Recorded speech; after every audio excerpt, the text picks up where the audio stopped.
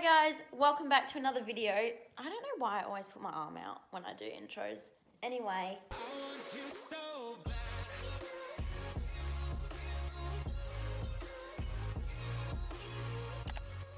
I'm jumping turbo today and I don't have any other video ideas, so I just thought I'd vlog it. And why is this thing going in my glasses like that? So we're about to go set up jumps now. I'm forcing Clark to help me. And then, yeah, I'm just going to move around. All the jumps are already set up. I just want to make the grid a bit more complex that's already there. And that's basically it. I'm going to do that and then I will just jump him. I might do a voiceover if I get enough videos.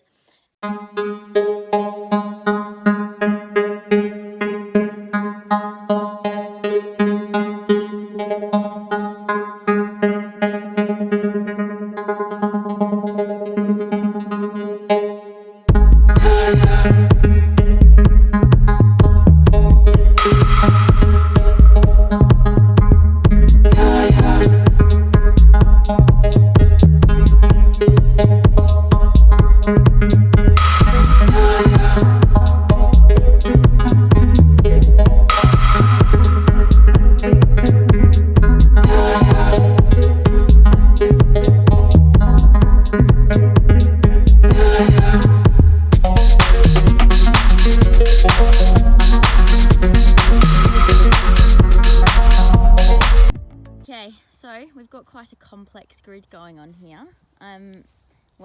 For turbo. So basically I'm just trying to get him to collect himself and actually jump a bit more uphill. So there's two canter poles at the start and then a bounce to try and get him to not land so downhill because he has to jump again straight away. And then another canter pole and then a jump and then a one stride and then that jump at the end, which is an oxer. So hopefully this will help him get a bit more uphill and not land so downhill because he has to do something as soon as he lands. Lily tried to make her escape multiple times for the owner's house where she thinks she lives now.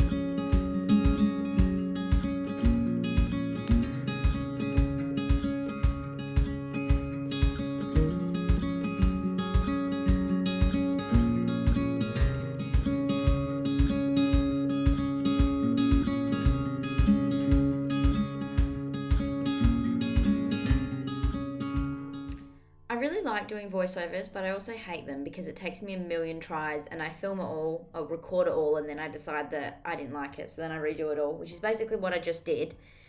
Anyway, I'm going to do a voiceover because there's quite a lot to talk about in these clips with what I'm doing at the start of the grid, so I just want to explain what my aim was with what I was doing.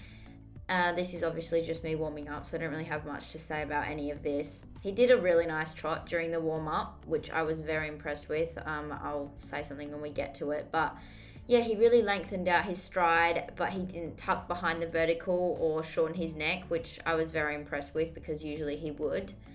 So basically, when we start doing the grid, he was just absolutely not listening to me, running through them, and obviously it's set up right now with all the poles down, so the distances were quite long because they're supposed to be jumps, but still he was absolutely just pulling me through it. And then after the last jump he would swerve off to the right and not go straight, and anyway, so we had some difficulties with that at the start. And this is the really nice trot he did.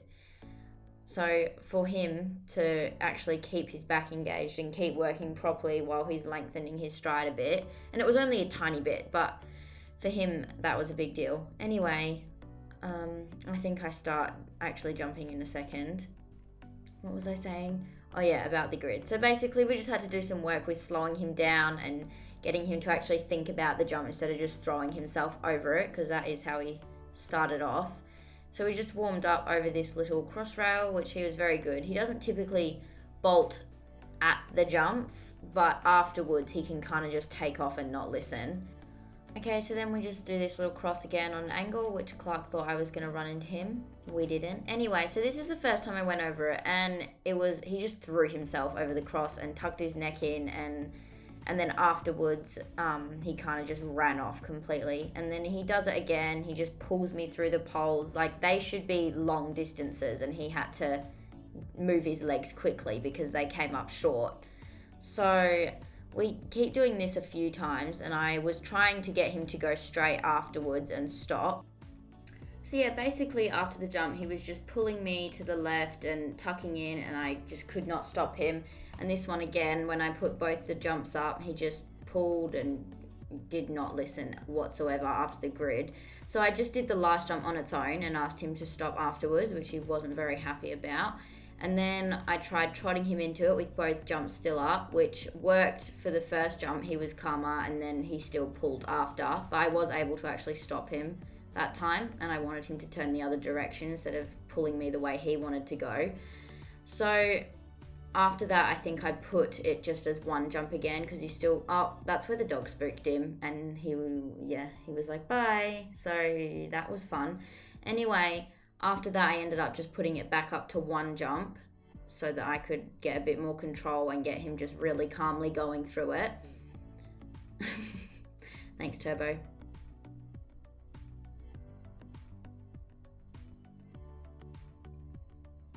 Okay, so there I'm just going over the last one again and asking him to stop. And as you can see, he just tucks his neck in so that I can't stop him. And then he was better there, but then again, the last one, he pulled me over. Like, he did not need to lunge over it like that. So then I put it all down, and I just wanted him to go really calmly through, and I wanted to stop before that last pole, which I think he got it this time. Which he is jumping it a bit awkwardly, but as long as he was just not pulling me through it, I wasn't really bothering about how he was jumping.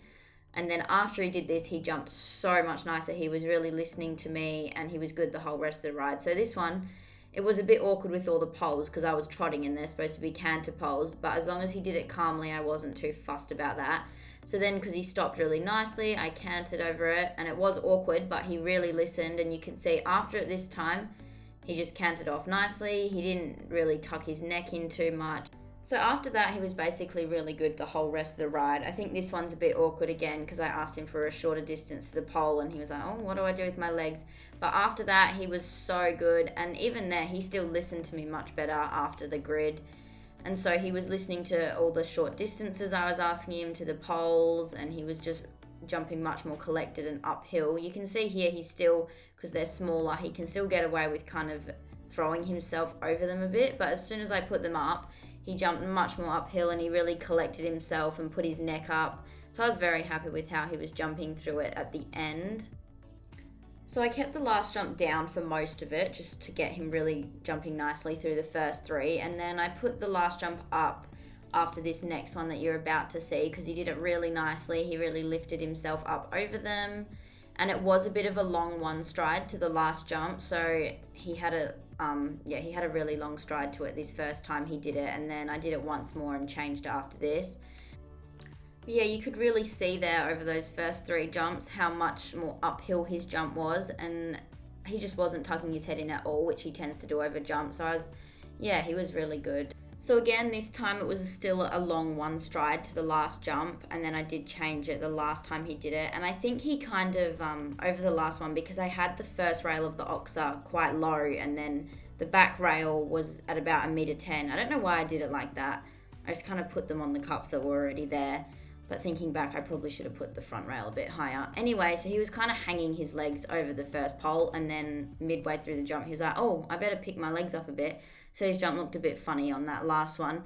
Anyway, this was the last time we went through it, and he jumped it really nicely. He really listened to me when I asked him for the short stride into the canter pole, and he was just jumping super uphill over the first three. The last one, he did kind of put his head a little bit lower, and he kind of did that, and he did that thing where he hung his legs over the first pole of the oxer and then tucked them in midway through the jump. But I was very happy still with how he jumped. So that was it for him. Okay, so just finished up. He was very good. We had a bit of an incident. I will have done like a talk through because I got quite a few videos. We had a bit of an incident where the dog ran in front of him at the other side of the arena and he spooked sideways and I fell off. But that wasn't from him being naughty, so I'm not really annoyed about that. And that was just because he's freaked out about the dog that he's seen a million times.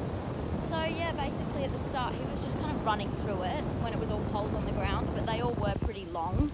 So he kind of had to lengthen himself and then he just started running. So then I kind of had to stop him in the middle of it and afterwards and straight after it. And he was really good after that. He was really collecting himself and he was jumping really uphill through like especially the first 3 jumps because he physically couldn't land so on the forehand and he had to lift his neck up and use his hind end and he jumped really well. So I'm really happy with his form over the jumps.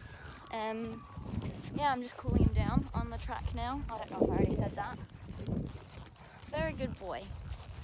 Right, he's just had a hose off and he's got his cold water boots on now. So I just need to give him some recharge and then I'm about to go to work soon. Thank you guys for watching this. No, I can't do it, Clark. It's making me so embarrassed with you there. Okay, 1, 2, 3. Thank you guys for watching this video. I will see you in the next one. Please like, comment and subscribe. Goodbye. She'll be right. She'll be right. She'll be right. She'll be right, mate. God, sit down.